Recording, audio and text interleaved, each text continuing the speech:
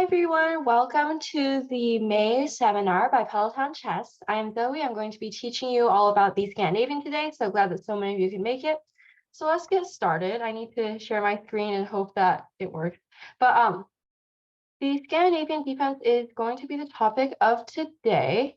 And for those of you who don't know, the defense part refers to the fact that the Scandinavian is an opening.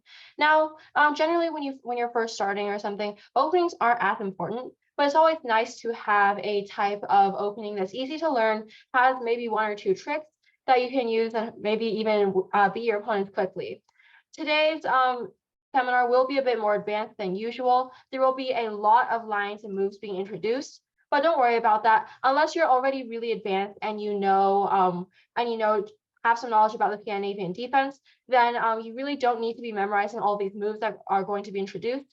Just have the basic setup ideas and also maybe one or two tricks that you think are useful.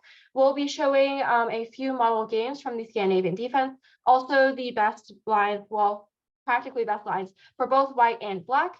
So let's get started. First of all, general opening principles. The Scandinavian defense is a little bit different from other openings in that it violates some of the basic opening principles. As a reminder, those are generally control the center, get your pieces out, and castle.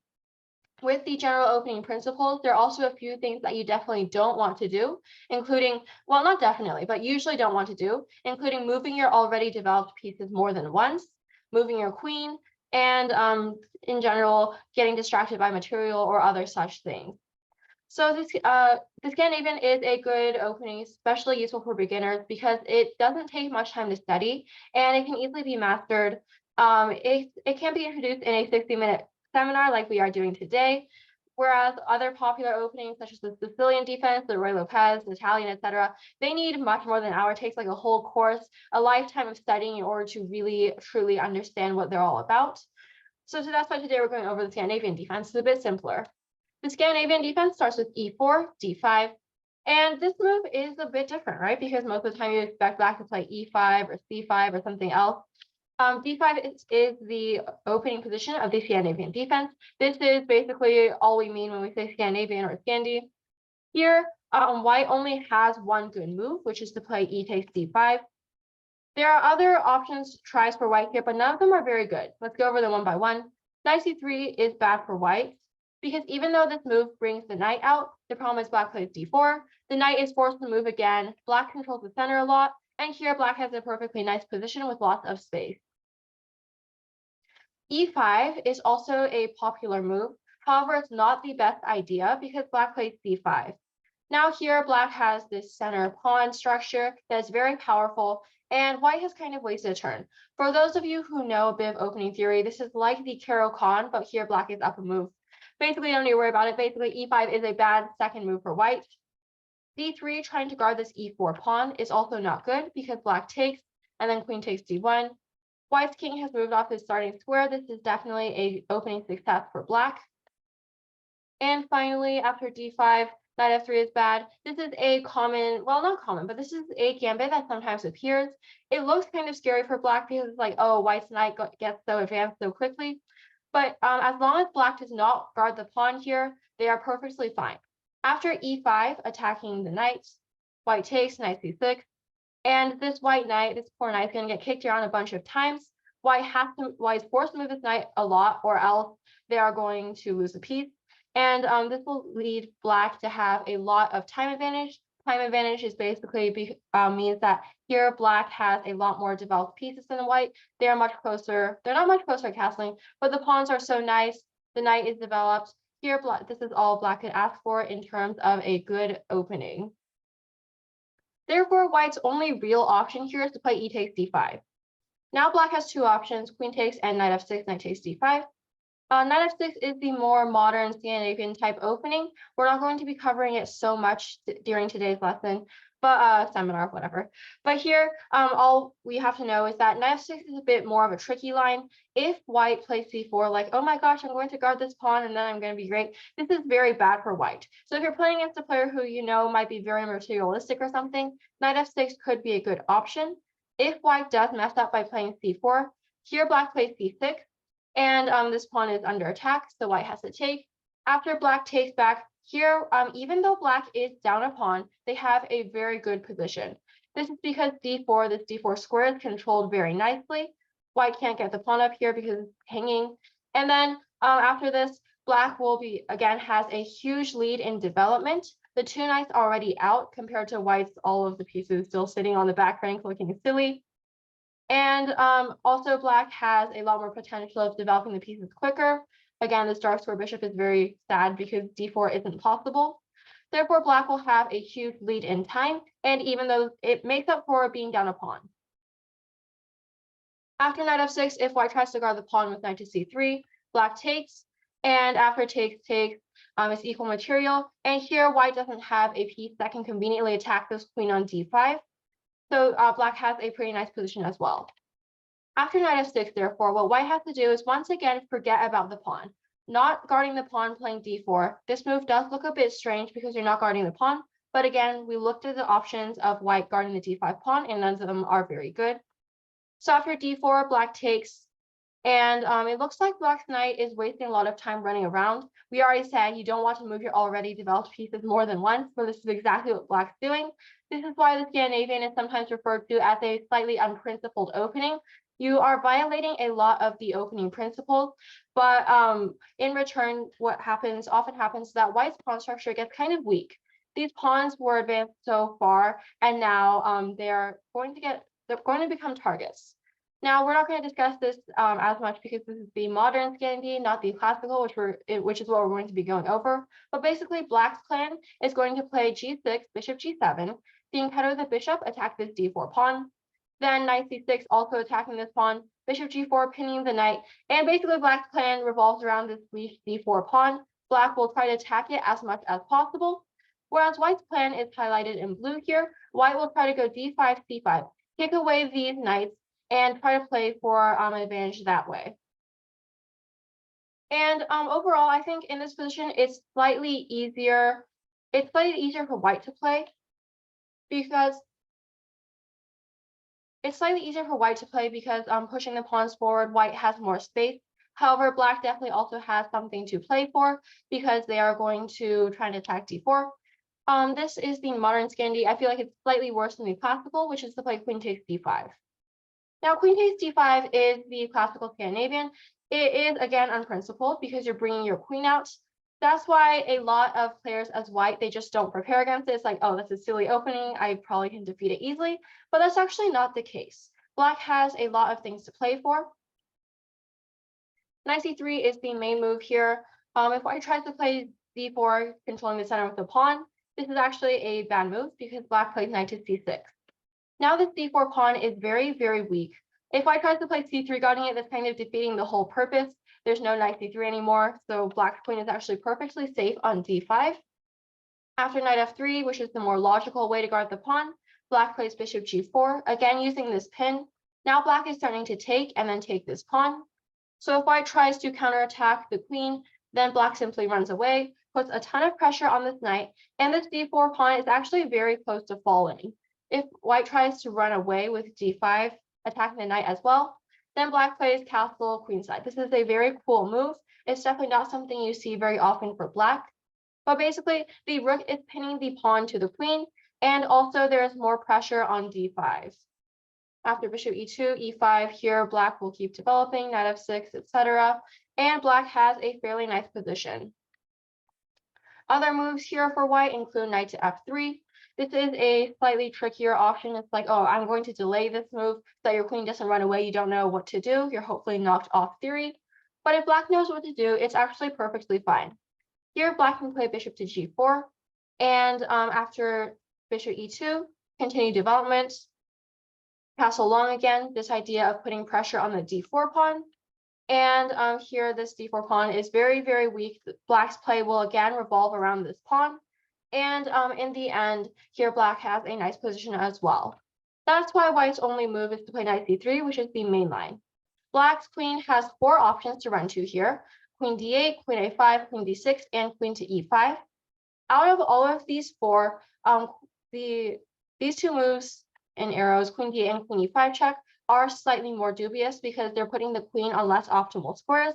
Queen to e5, basically the problem is that it can get kicked by knight to f3, and queen d8 is just kind of a passive square. It's just saying, oh, I'm going to put all my pieces back on the back rank again, and you're going to get a lot of time advantage. Because they are slightly more dubious, we're not going to be going over them unless we have time at the end. For now, we're only going to be covering the two moves, queen a5 and queen to d6. Now, queen a5 is the classical main line. So the idea is to put the queen opposite the king. Maybe some sort of pin will arise one day. And the queen is obviously on a slightly better square than on d8. So this is the classical main line again.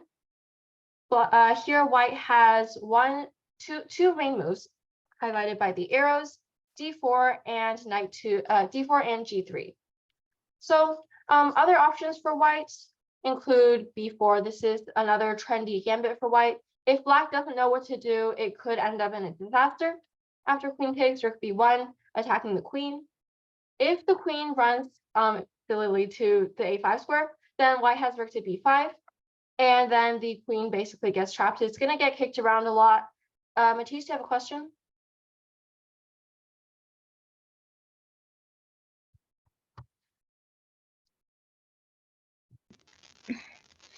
I'm sorry I was late. I had to connect to the internet. Yeah, that's fine. Keep comments for yourselves. There's a lot of content to cover today. So unless you actually have a questions, you're welcome to raise your hand and ask or type in the chat. But comments, please leave to yourself or type into the chat to us. So as I was saying, b4 is a slightly tricky gambit. If black's queen runs to the wrong square, then it's going to get kicked around a lot. However, if black knows what to do, namely play queen to d6, then white basically sacrificed the pawn for nothing. The queen does get kicked around a few more times, but it's nothing that serious. And here black will have a pretty nice position. G3 is a slightly less common setup, but it's also perfectly logical. It's a bit more of a positional approach. It kind of avoids theory and aims for play on the queen side. So this section of the board, white will be playing here. It's we're not going to be looking at this too deeply today, but basically the idea is to fiend counter the bishop. And then here the reason that b4 is okay is because if the queen takes, then rook b1 and it's the skewer, white will be taking the pawn. And here, consistent pressure along this diagonal, white will be playing b5 sometime after developing the rest of the pieces. And it's a slightly more positional approach to play against the Scandinavian. It's great if you want to avoid theory or players who you think might know a lot of theory in the Scandinavian. G3 is that type of setup. However, if you want to go for a more of a challenging variation, that's d4. d4 goes by your opening principles. You want to control the center, and you're developing this dark square bishop. Here, the arrows show black's main setup. Now, this is obviously not the order. Arrows don't show order, but what black will end up doing is develop the bishop, light square bishop to this square, knight to this square, e6, bishop b4, to pin the knight to the king. The queen will get tucked back to c7, this square, and the knights will develop to their normal squares. So starting with knight to f6, knight f3. Here, after knight f3, the reason that black plays c6, which is the best move, is because this queen is going to become vulnerable later. White, at some point very soon, will play bishop to d2 and attack this queen. Now, if the queen doesn't have any escape squares, namely if they don't play c6 at all, then this poses a huge problem because the knight will move away and the queen is kind of sitting here like, where the heck am I supposed to go? Therefore, c6 is actually a very necessary move. The other option for black is to play bishop to g4. And after bishop to g4, this move is a more tactical move. It aims to once again create this pin, which is kind of signature to the Scandinavian. It's going to take this knight at some point because after h3, black is forced to take. And then black is going to try to target this d4 pawn. This is a much more tactical and fast-paced way for black to play. Also, it's very important for black to notice that bishop h5 is a bad move. If bishop h5, then g4. Again, this looks very crazy for white, right? You are moving this kingside pawn, which is definitely not something normal in openings. That's why Scandinavian, again, is lots of breaking opening principles. But g4 is a good move for white because it forces the bishop back. Now this bishop will be attacked a whole bunch. And the queen is also in danger because black neglected to play c6. After queen to a6, then bishop f4 attacking this c7 pawn. And e6 is a blunder. It's the normal developing move because white has knight to d6 check, opening discover attack on the queen. If black doesn't play e6, it's still hard to find what black will play. This queen lined up against the bishop is very difficult to deal with, and white has a really, really nice position. That's why after bishop to g4, h3, bishop takes f3 is forced. And after queen f3, the main idea will be to attack this pawn. So for example, obviously first you need to grab this b7 pawn, but after c6, knight d7, and then bishop to c4. Now, now white's position is actually quite nice because they've won the bishop pair. Black will still be trying to target this d4 pawn, and the game continues. c6, once again, this move is to just stop the discovered attack. After bishop d2, which is white's main idea, we saw earlier how that ended in disaster after black didn't create a flight square for the queen. That's why they need to play c6. And c6, this opens the c7 square for the queen. Now if white plays bishop d2, black doesn't really need to worry. As soon as white moves the knight, the queen simply retreats back, and they're perfectly fine. That's why white plays bishop to c4 instead. I got a question, what if black plays b5 after bishop c4 and goes for your king? Are you referring to the position here?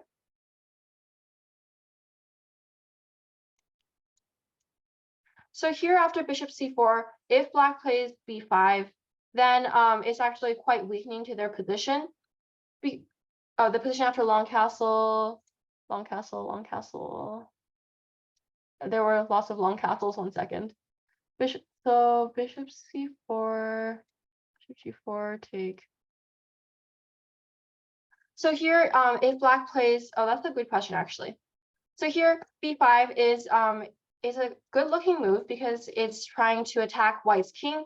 b5, b4 is a standard queenside pawn storm attack type of idea. However, here white can play queen takes c6. And this move is counterattacking the rook. So if black takes, then they lose their rook instead. That's kind of sad. And since this rook is attacked, if black moves away somewhere, then white takes on b5, and they've won 2 pawns. Even though the lines are kind of opened, black's king is also very, very weak. That's why b5, even though it's the thematic type of move, does not work in this position. So here after bishop c4, which is developing the bishop, getting and also preparing to castle potentially, bishop f5 is black's best move. Bishop g4 with the same idea as previously, attack the knight and then attack d4. This move is less good here. Generally, the principle is if you want to play bishop g4, you need to play as soon as possible. Because bishop g4 is a more fast-paced move, you want to play it quicker rather than after playing slow moves like c6. So after bishop g4 is less good. We're not going to be going over it because here white plays h3, and black always feels like they're down a move because c6 is kind of a waste if you're going to play bishop g4. That's why bishop f5 is generally the more preferred move if you've already played c6. Here, white plays bishop d2. This is, again, aligning the bishop with the queen. Now white can potentially play some sort of discovered attack. However, what black needs to remember is that on this turn, it's not actually anything scary. Here, black has 2 options, e6 and knight bd7. In both of these, let's start with knight bd7. This is generally the more tactical variation. It's definitely harder to play. Black aims to castle and castle queenside, and also attack, not castle queenside, but black aims to keep the king in the center, and develop quicker, all the while maintaining some sort of queenside attack with b5 as we mentioned earlier. However, knight d7, what you really don't need to worry about is something like knight d5. Even though this looks really scary, oh no, my queen's under discovered attack or something, as long as you remember not to take the knight and hang your queen, you're perfectly fine. Just play queen d8 running away, and now white's knight looks rather silly. They are kind of stuck on d5, and they're being attacked, so they have to move. Now black just plays e6 or something, and they have perfectly good development. That's why for this turn, black doesn't need to worry about any discovered attacks. However, after white plays queen to e2, Now black actually kind of has to worry, because if they play e6, the kind of standard the development move, preparing some sort of bishop b4, here there's a small problem, which is that white plays d5. And d5, this queen is lined up against the king. If black takes, then white plays knight takes d5. And now this is a perfect use of the discovered attack. The queen is under attack. The king is also under attack from the e file, but black has no choice but to save the queen. After the queen runs away, it gets attacked again. And then white ends up with a really, really nice position. This is close to winning, I think. But the idea is that e6 is under attack, the queen is aligned with the king. It's basically a nightmare for black. Also, if black plays g6, then the problem is that white plays knight b5. Earlier, we weren't afraid of this type of discovered attack because black simply played queen d8, running the queen away from danger. Now, the problem here, of course, is that white plays knight d6 checkmate because the queen is lined up with the king, and black cries. So basically, in this position, black does not have to worry about this discovered attack until white plays bishop d2 and queen to e2. Both of these moves together means that black needs to move the queen away. After knight d7, queen e2, now black has to worry, so therefore they play queen to c7, which is the only move.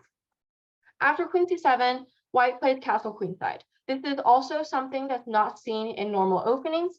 White plays castle queenside, and the idea is that white is going to take advantage of white's lead in development.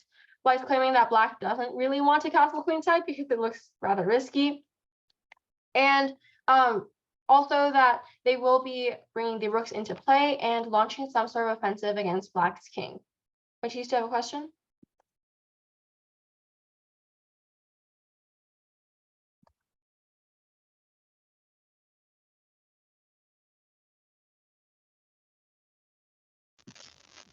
When we go back to knight b5. Knight b5, so here? Yeah. Mm-hmm. Does the black queen have? Can't the black queen just sacrifice herself? The queen He can doesn't. the queen can move to other squares, but for example, if queen to b6, then knight to d6 check. Even though it's not mate, the king can run to d8. This is clearly a terrible position for black. After knight takes f7 check, white is forking the king and the rook and will end up winning material. Yeah, but black can just take the knight, and when you take back your rook off, you can take your pawn, and when you take your queen, So here, after white wins the rook, black might be able to win a knight back, but white still has one material. The king has been displaced. So overall, it's not a good deal for black, sorry. So this is why in this position, black has to play queen c7 running away. The queen is on e2, lined up with the king. The bishop is ready to launch a discovered attack. Therefore, these two together means that black has to move the queen. And after queen to c7, white castles, aiming for some sort of quick attack, e6, and knight to e5. This move is a very good move. White, instead of bringing the last rook into play, plays a move that moves the knight again. While this is still, again, slightly unprincipled, it comes with a very nice idea. Black cannot castle queenside anymore because of knight takes f7, forking the two rooks. That was the main idea of knight to e5, stopping black from castling. And after bishop to e7, which is the only other option for black, here white plays h3, preparing g4. Now, the reason that g4 immediately doesn't work is because black takes the knight, and after takes, and black has won a pawn, therefore, and also e5 is very weak, therefore black is actually better here. This also shows why bishop e7 on this turn was necessary. If bishop d6, then g4, and if takes, here the pawn is attacking these two, and this pawn is attacking this one. Therefore, black is forced to respond. Black cannot respond to both of these threats and will end up losing a piece. What about b5 now after bishop d2, queen c7, long castles because no queen on f3. So bishop d2, queen c7, bishop d2. Sorry, finding the line. So bishop d2, queen c7, and here long castles. Here, if black plays b5, yes, you are right in the fact that there's no more funny business with taking on c6. However, here after b5, it feels like black is really neglecting their development here. Because first of all, you move the queen a bunch around in the Scandinavian, and then you're playing moves like b5.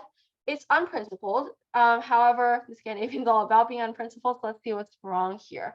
I think after b5, white, even if white just runs away, it's still not that bad because white's pieces are still very active, and this pawn storm hasn't really led to much. Black is still down a whole lot of development, and white does end up with a better position. What about after g4? Instead of taking the knight, take with bishop, scaring the queen, and rook. So g4, yeah. So after g4, instead of taking the knight, take with the bishop. So here, if black plays bishop takes e5, this is also a very good question. Bishop takes e5. If white plays pawn takes,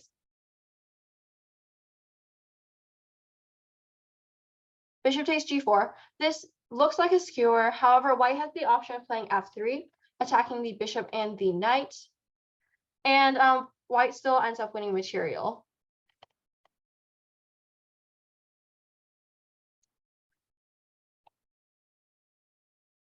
And here, if white plays bishop takes black plays bishop takes g4, there's still f3.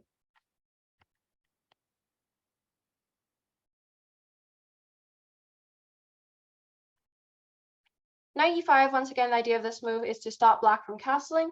After bishop e7, which is forced h3, preparing g4. And even though black has a lot of initiative on the queen side, the pawns are very forward. We finally see this idea in play now. Notice how black was patient not to play b4 immediately. They would much rather go for an a4 type of advance. So black has a great queenside initiative with all this pawn storm and stuff. And the key of black's plan is not to castle, because as soon as black castles, they're really stepping into this pawn storm from white, g4, g5, f4, f5, etc. Black's idea will be to pawn storm the queen side as fast as possible, and also keep the king in the center. This does feel very risky, and it is. However, it's kind of a trade-off that you have to deal with. You get the queenside space, but you can't castle very quickly. So that was the knight bd7 line. This is, again, very tactical and is slightly harder to play because you will be keeping your king in the center. The other option for black is to play e6, the other highlighted move. This is slightly easier for black to play because now black will play bishop to b4 and castle immediately. There's no such problems of not having to keep the king in the center and such. After e6, white has three options here. Queen castles immediately is not that great of a move because it doesn't put enough pressure on black. Black simply develops because remember the queen is not on e2, so you don't have to worry about any such discovered attacks. The queen simply runs away and there's no knight d6 or anything. So after castles, which is the bad move, black simply develops, moves the queen to c7, completing this setup. And once again, notice how black plays queen c7 after the rook gets to e1. So now the king actually might be in danger, so black runs the queen to c7. Black continues developing how mentioned in the original setup, the ideal setup for black. This is kind of a very good success for black. Black has gotten everything they want from a Scandinavian. The pieces are all on pretty good squares for black, and their main plan will be to play for the c5 break. This will basically get rid of black's space problems, and after c5, the pieces will all get activated, especially this bishop and the knight. This is the kind of ideal Scandinavian position for black. That's why white should not play castle, kind of allowing black to get into what they want. Instead, they have two options that are actually very challenging for black. One is to play queen to e2, which is the old main line, and the second is knight d5, which is the modern main line. We'll start with queen e2. The threat here is to play knight to d5 or to play pawn to d5. Now, just to demonstrate knight d7, d5. The idea of this move is to crash open the e-file. Now, as you may or may not know, when the opponent's king is stuck in the center with still a few moves to go before castling, what you really want to do is open the center. Now, white's going to open the center. d5 is opening the center with especially opening the e-file. Now, after d5, if black takes, knight takes, this convenient discovered attack. After queen to d8, takes, and castles. Here, white has a really nice position. There's the threat of bishop g5 skewer if black ever decides to castle queenside, which would be a mistake. Also, the center is now opened. The E file is semi-open, the D file is kind of loose. So Black's king feels iffy in the center. Meanwhile, they're still very far away from castling on the king side. Black's king is in a serious dilemma here, and White has a really nice opportunity to attack. Therefore, Black really cannot allow d5, right? d5 allows all these funny attacks to happen, not something that Black wants to see. Bishop d6 is another developing move that kind of runs into the same problem. b5 and takes. And here White is, again, up a lot of development, and they will be able to attack. Therefore, Black's only move is to play bishop to b4. The sole purpose of this move, besides developing the bishop, is to prevent this discovered attack. Now, obviously, knight d5 is really silly. Black just takes and then laughs at White for hanging their piece. So instead, what White has to do is castle queenside. Now, castle queenside, this move, look, it's actually a common idea. Sapik, do you have a question?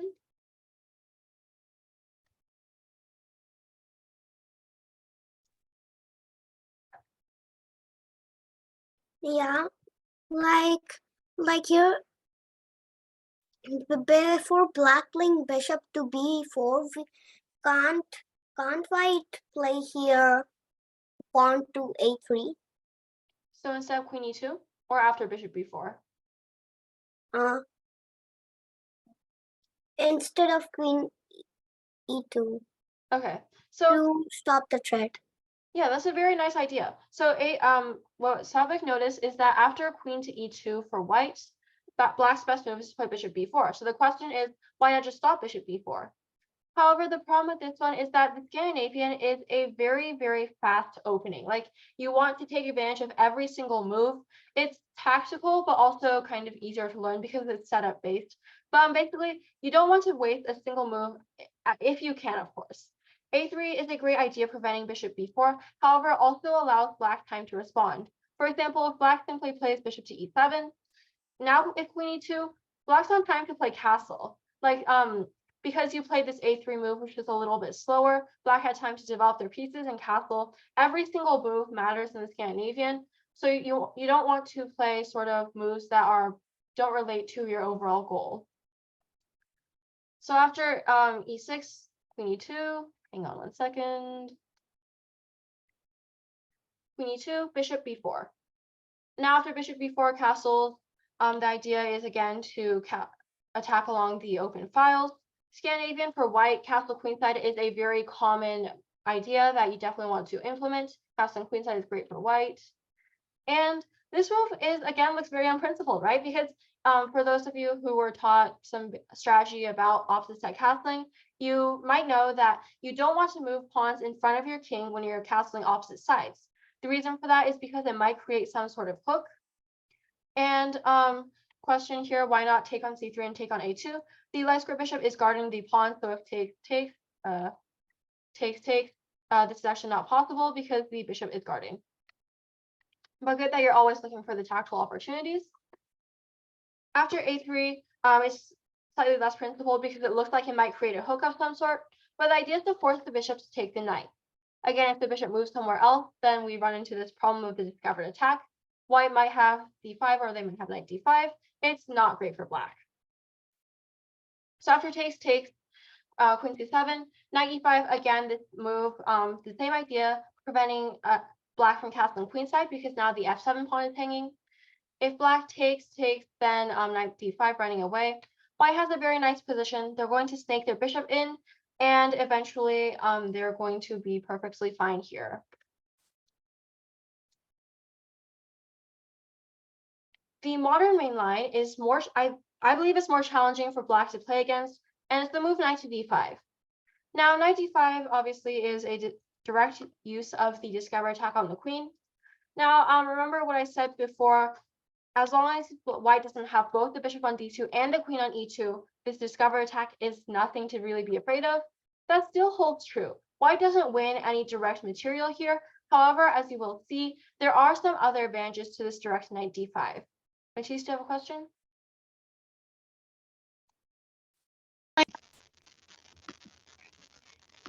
So yeah, I wasn't here for the beginning. So at some point, can you fill me in because I missed some at the beginning? The beginning, we mainly talked about the format of the seminar, which we're currently in, so you didn't miss much. So after knight d5, this move, it doesn't win material because the queen's not on e2 yet. However, white does end up getting a really nice position after playing knight takes f6 check. This move is slightly, it looks a little bit weird because it's like, oh, I'm allowing black queen to develop. However, white just plays queen to e2. The idea of this move is, again, to line up against the king, maybe prepare some sort of castle queenside later. Black keeps developing normally, and white castles queenside. Again, the key idea, key motif of the Scandinavian defense.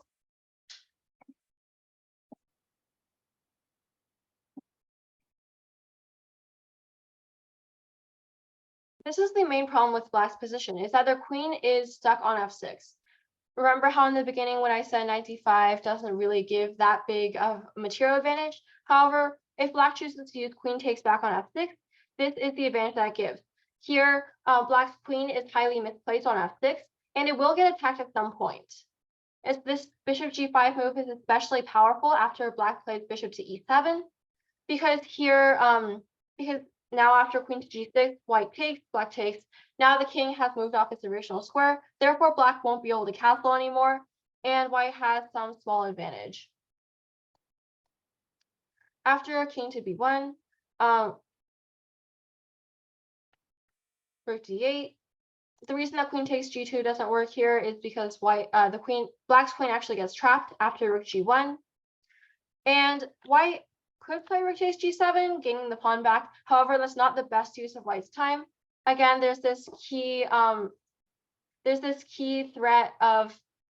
idea of really opening the king side and ignoring pawn costs, just attacking the king as fast as possible.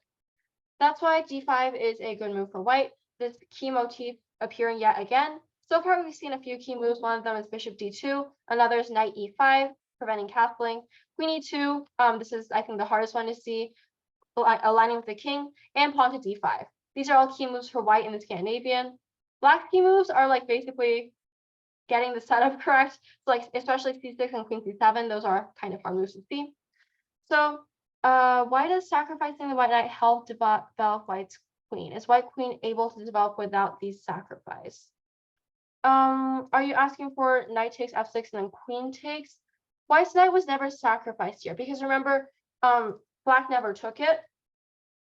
Here, here black can't take because the queen is hanging. So after the queen moves, knight takes f6. Well, this is a trade. Even though white loses the knight, black simply, black takes back. White won a knight, black won a knight. It's just an equal trade here. So after queen takes f6, queen e2. Okay. Knight d7. And once again, the main problem with black's queen is that it's going to get kicked a bunch. Queen takes g2 doesn't work, as I was mentioning, because d5. And now, now after d5, here white's going to be opening all the kingside lines, and they have a great position. In case you can't really tell exactly how white's going to win by attacking, the good thing is I can't tell exactly what moves white will use to win either. But the principles we generally use are counting attackers and defenders. White's queen is attacking, the knight's attacking, the bishop is attacking, the rook is attacking. All of these pieces are attacking, whereas black has like maybe 1-2 defenders. White is completely overpowering black's defenses and will end up with a great position. After queen takes f6, why not immediately bishop g5? That's also a good question. Here, bishop g5 is possible, but remember, we want to time our bishop g5 wisely. The reason that bishop g5 here was extra powerful is because after queen g6, white takes and forces black's king to take back. Now the king can't castle, and now black's king can't castle, and they will end up with white will end up with a great attack because the king is stuck in place on e7. Whereas if you start with bishop to g5 here, that advantage doesn't really exist anymore. Black might just play bishop d6 or something and then castle kingside. White still has a great position, but it's just not as powerful as if we wait for bishop to e7.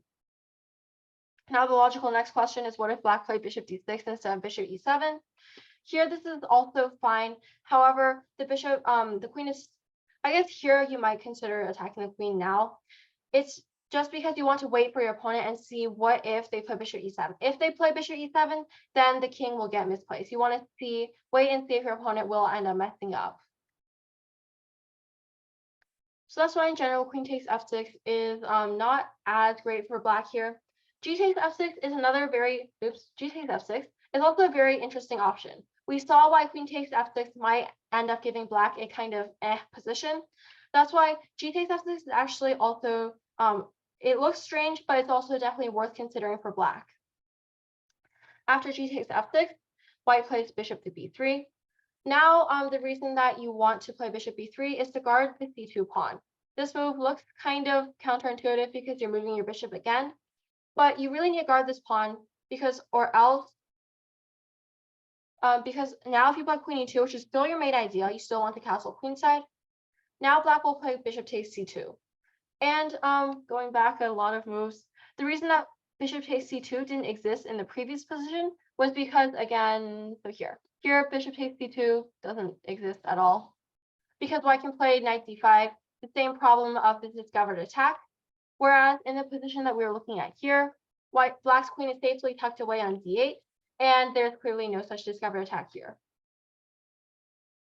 So after bishop b3, which is necessary to guard the pawn, after queen takes g2, should I play rook dg1 or rook hg1? Rook hg1 is better because it allows the d rook to stay on d1 and maybe do its own business. Bishop b3, guarding the pawn, and now queen e2. White is again still preparing to castle queenside. And after queen to c7, now this looks kind of awkward for black. They played queen d8 and then queen c7. But remember when white played knight d5, they were controlling the c7 square.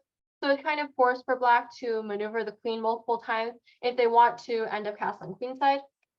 If black tries to castle kingside, that's just kind of really sad because the g file is open.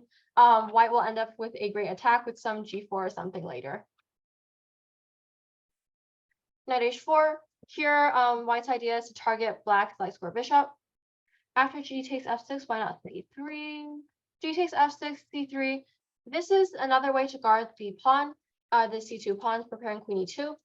However, remember that white's ultimate idea in here will be to castle queenside. And if we are castling queenside, then the c3 pawn will end up being a hook of some sort, meaning that black can play b5, b4, and the attack might come quicker. Also, bishop b3 does come with its own small benefits. Bishop b3 is avoiding some b5 with tempo later, and the bishop is actually slightly better on b3 than it was on c4.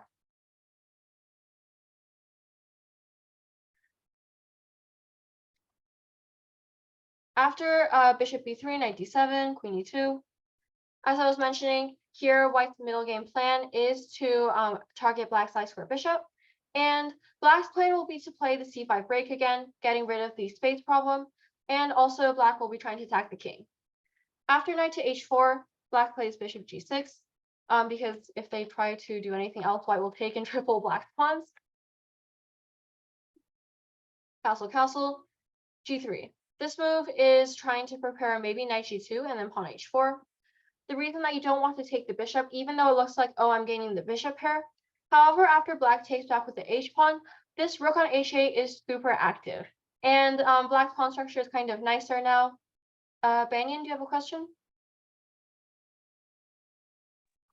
Wouldn't black's pawns not be tripled since the pawn or the pawn's still pinned to the king? Right. So here, I didn't mention, knight takes f5 is actually threatening to win a piece now. I was referring to if black castled queenside or something, and then the pawns would get tripled. Oh, yeah. So after bishop g6, so g3 is preparing h4. You don't want to take immediately. Black's pawn structure actually gets better, and the rook is activated. So g3 is preparing h4, and let's look at one model game. White played knight to g2. This is a game between former FIDE world champion Ponoraviev and a Greek grandmaster whose last name I cannot pronounce.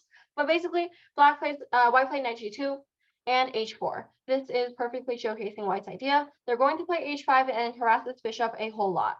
Black plays h5 to guard against this, and white plays knight to f4. Here, white is actually threatening a take now because this e6 pawn will be hanging. Black doesn't want to take because this pin is kind of really sad. So black played bishop to f5, running the bishop away. So white takes on h5, winning the pawn. Black plays c5. Again, this is showcasing very nicely black's main idea. Black plays c5, opening the c file and getting rid of their space problem. Now black played this really shocking move, rook takes h5. It's not something you would expect, but basically the idea is that black doesn't want to run the bishop away here because after knight g3, white gets a really nice passed pawn and will end up with a pretty nice position. So black's idea with rook takes h5 is to kind of trick white. Black wants white to take their rook, and after captures, then this bishop is still on f5, a very nice attacker. After c takes d4, this pawn is very weak. Black might be threatening d3 at some point, and black, even though they're down material, they have a great attack. This is what black wanted to achieve. However, white plays a really nice move as well, kind of double, two f-clamps following each other. Rook takes h5, great move, and then white plays the next great move, which is g takes f5, taking the bishop off the board because white correctly realizes that the bishop on f5 was a much better attacker than this rook would ever be. So giving up the potential of gaining more material in exchange for getting rid of black's attack. After rook takes, the bishop is brought out to guard d4. And here white had a pretty nice position. After takes, trading all the pieces off the board. And after h5, it's equal material except for the bishop versus knight. But white has a better pawn structure, this funny pawns, and also white has a very nice passed pawn.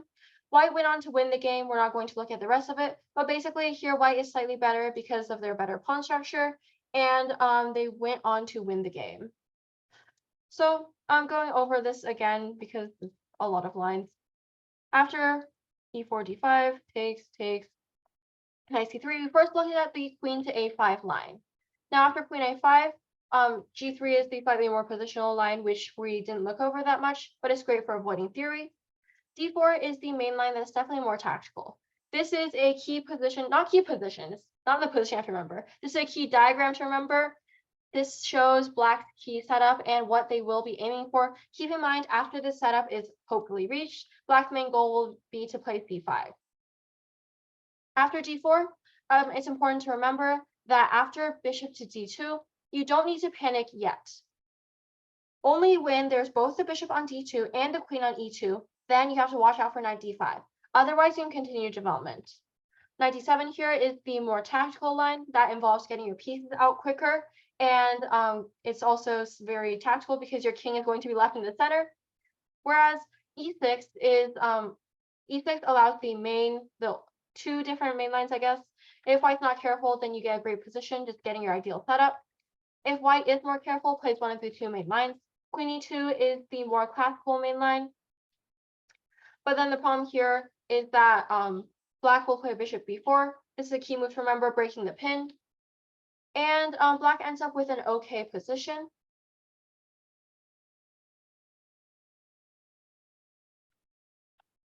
This b6 move we didn't go over it, but basically it's very important to stop this idea of bishop c5, bishop d6. The slightly more challenging line for white to play is knight to d5. This is the modern main line. It goes slightly against what we said earlier, but basically the idea is that no matter how black takes back, there will be some problem. If queen takes back, the queen is a very nice target for white. White will play bishop g5 at some point and hopefully take on e7 and gain a huge attack. Whereas if black takes back with the g pawn, then white will play bishop b3, key move to remember, to guard c2, repair queen e2, castle queenside. And the key idea for white is to harass the bishop, maybe get h4 in. Black's key idea is to play c5 and attack the king. We also looked at a model game to demonstrate this. Remember that both sides here will be castling queenside. Now, this only covered one of the two main lines, so we're kind of running short on time, but whatever. I mentioned here in the very beginning that black has two options, queen a5 and queen to d6. We looked at queen a5. Again, key features, pin against the king that might end up backfiring someday with bishop d2. Therefore, the key for black is to play c6 and retreat the queen back to c7. The other option for black to play is queen to d6. This, oopsie, not queen d8. This is the slightly worse version. I prefer queen a5. Queen d6 is also fine though. It's the more modern way to play the Scandinavian, and it's more tactical. The idea here is to put early pressure on the d4 pawn because white will end up playing d4 just to develop this dark square bishop. And obviously the pawn on d4 is much better than pawn on d3 because it controls more space. After d4, black continues developing normally. And after knight to f3 for white, here white's just reinforcing this d4 pawn. Black has 4 main options. They include a6, b6, g6, and knight to c6 once the arrows load. Excellent. So black has these 4 moves. We're only going to cover a6 and because we are running short on time. But bishop g4 is not a good move. It kind of goes with what we've said black's main idea is, which is to attack this d4 pawn. It looks like, oh my gosh, yeah, I'm going to win this pawn. This pin is so excellent. However, this once again showcases the ideas, the spirit of the Scandinavian. White plays h3, just giving up the pawn. If black takes, after h3, if black takes, which is a bad move, white will take back. You can't take here because the rook is trapped. That would be very bad. And after c6, trying to guard this, white still gives up the pawn. It looks surprising because it's like, oh no, I'm down a pawn. But after knight b5, this is a very, very cool move. If c takes b5, then white takes back. This comes with check. If knight d7, then takes. White is, yes, down a full piece. However, they have a huge attack. The rook is hanging, and then white will play rook d1 at some point, once they get rid of the danger of their bishop. And white has a good position, good attacking position. If instead black played bishop to h5, then white has g4. This is forcing the bishop back. And after the bishop retreats, here white pawn storms on the king side. White's queen, remember, will be going to the queen side, so it's okay to push all of these king side pawns.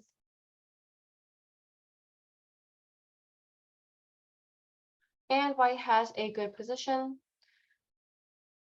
That's why bishop to g4 is not the best idea. It doesn't actually win a pawn, or if you do, it's very risky. You're going to get attacked a whole lot.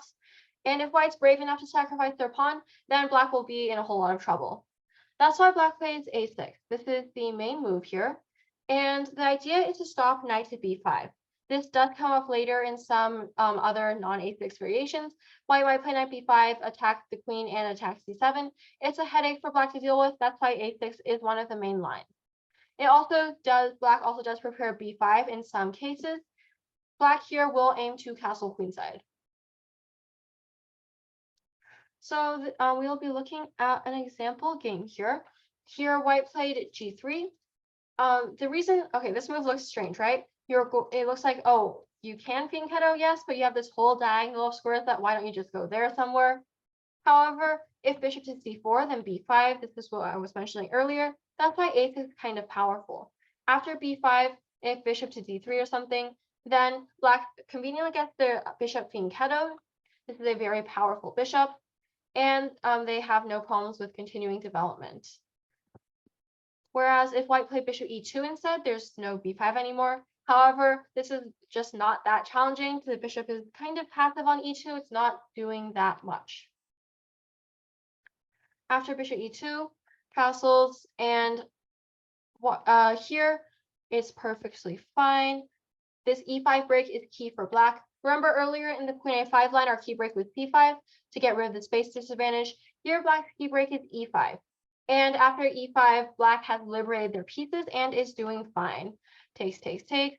And black is here, got rid of their space disadvantage, got all their pieces out. It's a nice opening position. So instead, what white has to play is g3. Now, g3 is developing the bishop to this more active square, even though it looks like it's sacrificing the bishop for the a and b pawns worth after a6, b5, because the whole point of a6 was to stop knight b5. So that's a good question. Here, if black, the whole point of a6 was to stop knight b5, yes. However, not in this particular case. Here, black plays queen b4 check. It's kind of important that black has this move. Now the queen is forking the king and the knight, so white has to play knight c3. Now this is there's no threat of knight b5 anymore. This pawn on c7 is definitely not getting attacked.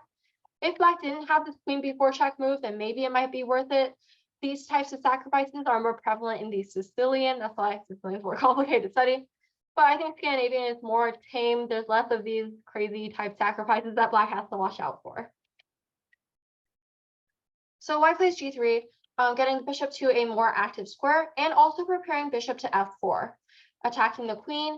And that's why g3, it has two purposes. So even though it's kind of a slower move, it's still worth it. Black plays bishop g4, attacking this again, and h3. This is automatic. Here, you don't want to play bishop g2 because it allows black to get the type of position they want with continuous pressure on d4. h3 here was a bad move. This was a model game. I can't pronounce the names, but basically h3, this is one model game. Black could have played bishop takes f3 and just ended up winning a pawn. Black has a good position here. They have nothing to worry about.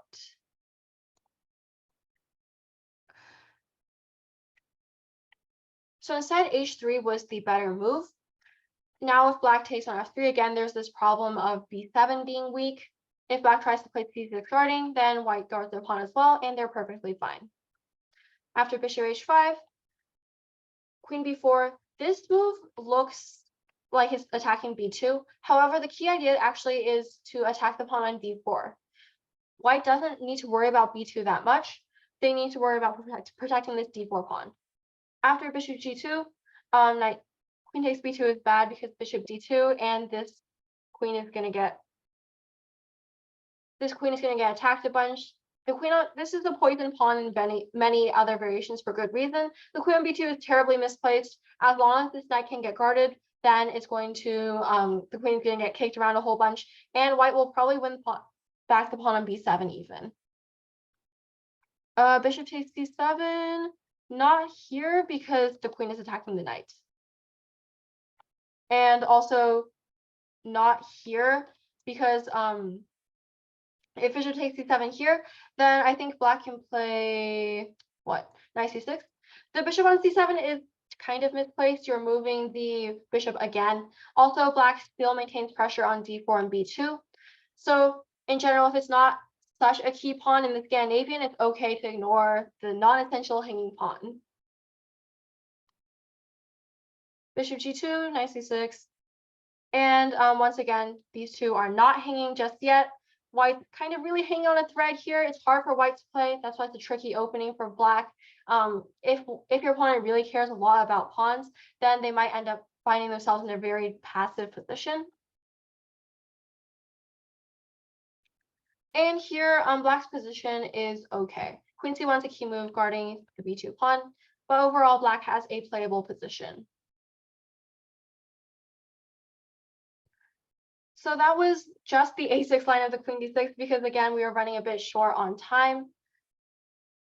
So we only covered the a6 line, but basically the key for black is to attack on d4 a whole bunch. And the key idea for white is to not panic even when it looks like you have so many pawns hanging. Also, g3 is the key move supporting bishop to f4. So were there any questions about today's seminar? Anything about the Scandinavian at all?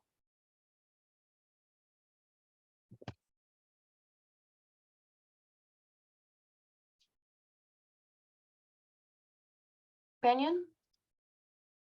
Is there a certain rating where you would recommend not playing the Scandinavian, or could you play the Scandinavian at all rating levels? All right, so the Scandinavian that's a good question. It is a generally known as more of a slightly more beginner-ish opening. I'd say there's no minimum rating to start playing it. You can start playing anytime. But up until what level? I'd say it can carry you very far until like at least 2000 USBF. I feel like playing the Scandinavian is still perfectly fine. International master John Bartholomew, he's a famous streamer. He's a very good example of someone who's very, very advanced in chess, yet still consistently plays the Scandinavian defense. So it's definitely not that dubious of an opening. You can play it for a very long time. Okay. Other questions, Matisse? So I have two questions. Well, I have one main question. Was that game against Boogly Bob versus Smitch? It wasn't. There are a lot of positions that might come similarly. What about a knight f6, e6, c6 gambit? So let me share my screen again. All right. So knight f6, e6, c6. I assume you're referring to here, knight f6.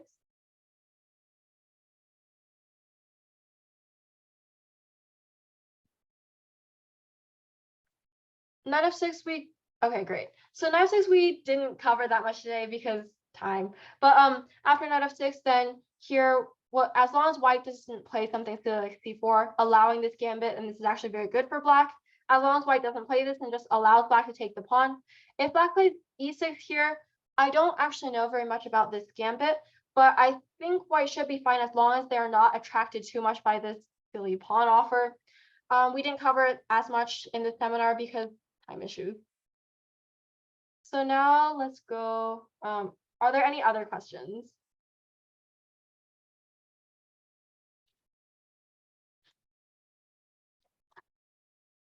Okay, so let's do this raffle thing. The prizes, there will be 3 winners, and the prize will be a 1-year Chess Kid Gold membership. So for those of you who are still here, thank you for coming. This is our reward. You have a 1 in 8 chance to get something. Ba-da-ba-da. First winner, Aria Phelps, congratulations. Next up, drawing again, second winner.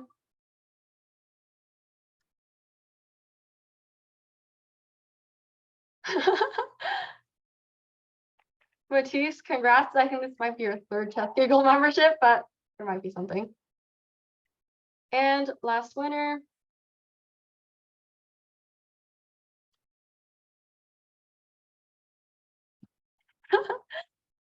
Well, hi and congratulations. So let me turn off the audio for this.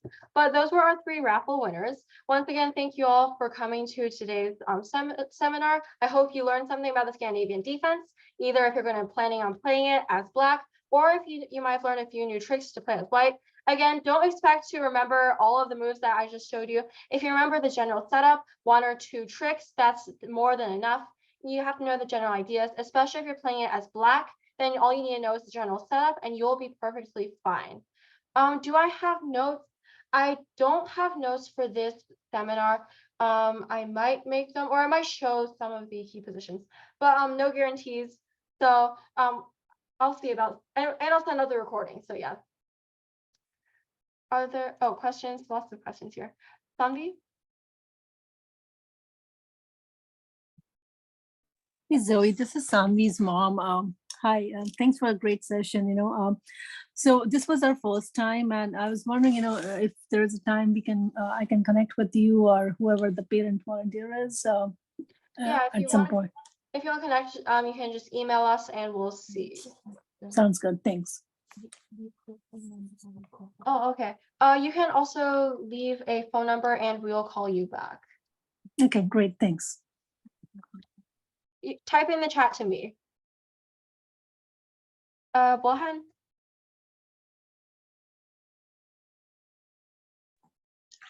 What if you already have the Chess Gold membership? Email us, we will figure it out. Okay. Matisse? I also already have a Chess Kid Gold membership. This is my actually time I got 1 in my first chess club, and now I got 1 in the recent tournament, and now I got 1 now. Well, contact us. We'll see what we can do about it.